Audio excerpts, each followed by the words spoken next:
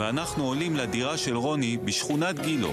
כמו בכל אשמורת הבוקר, הוא מתכונן לקריאת המואזין מבית ג'אלה הסמוכה לביתו. כל האורות הירוקים שאתה רואה, יש לך פה 1, 2, יש פה למעלה 3, 4.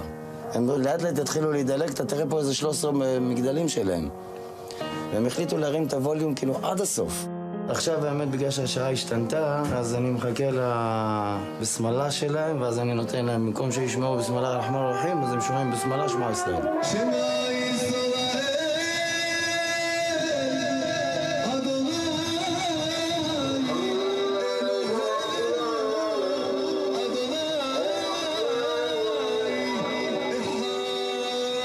ברגע שהם יבינו שיהודים יותר לא מורידים את הראש, אני מקווה שזה יחזיר אותנו למצב של פעם. שא', קודם כל לחזור למצב של שלום ולא של מלחמה, אבל שיהודי יותר לא שותק.